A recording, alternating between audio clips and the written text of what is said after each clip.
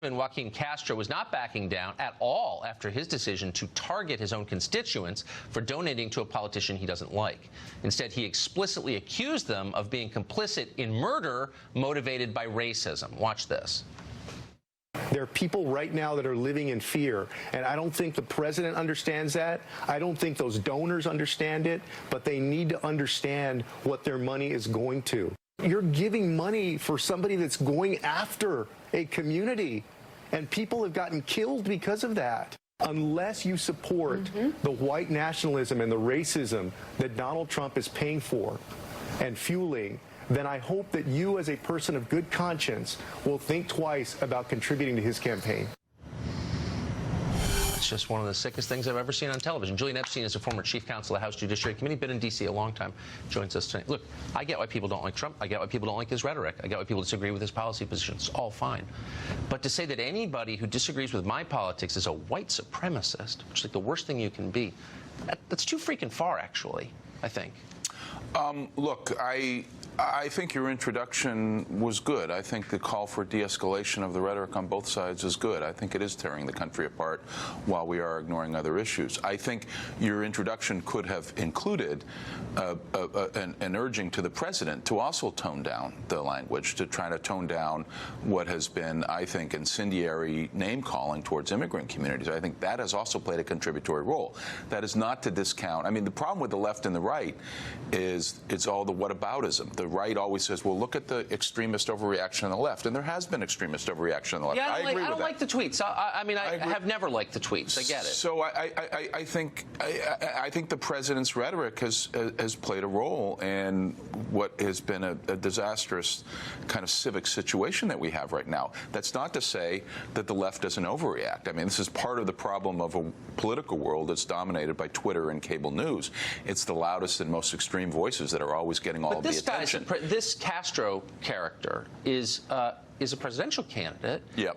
And his brother, who tweeted that out, is a member of Congress. So these are not even cable news employees. I mean, these are the former cabinet secretary and a sitting member of Congress. I mean, these are leaders. So here's what he would probably say if he were on the show: is this kind of tweeting and identifying and naming and shaming of donors has become par for the course in American politics, unfortunately. So why should this be any different? I'll tell you why. Because someone's going to get killed. That's why. That would be my response. Yeah. My response would be is that you are dealing with an incendiary situation right now, and it's time for people on both sides to tone down the language, because the last thing we want to see is another tragedy. But here's what's happening, and this is what Trump is actually not, and Trump has said things that are imprecise, that I disagree with, that I think are inflammatory, clearly. But here's what he hasn't done. Said that anybody on the other side, just by virtue of supporting a politician he doesn't like, is evil. Like, that's too far. If you're supporting Donald Trump, you're a white supremacist. If you don't agree with me, you're a Nazi. Like, that is the beginning of civil war. Yeah. Lincoln's famous words, nobody wanted war to come, but war came. And we are headed towards, I think we are in a political cold civil war right now. And that's bad for the country, really bad for the country. And I think people on both sides have a responsibility. I think that it is important to say that I think some of the president's language and some of the president's rhetoric has given encouragement to extremists on the right. Yeah, I think that's true. But let's just be clear. Hold on. I don't like Alexandria Ocasio-Cortez. I think she's dumb. Yeah. And I think her policy positions are wrong. If you give money to Alexandria Ocasio-Cortez, you can be a good person.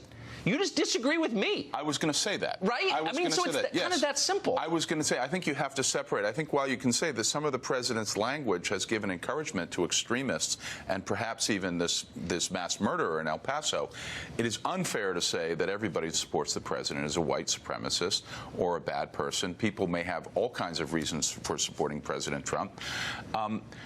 And I just think so. I think that it unnecessarily polarizes, and it's this kind of culture of contempt, where everybody on the other side is an evil person, and you look down derisively on them, and that is toxifying the situation. And I just want to be very clear about something, because I think I wasn't clear enough.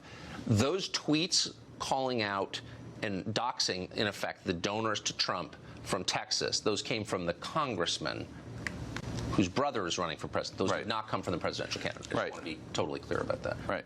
All right, Julian, thank you for that. Okay. I appreciate it. All right. Mass shootings grab the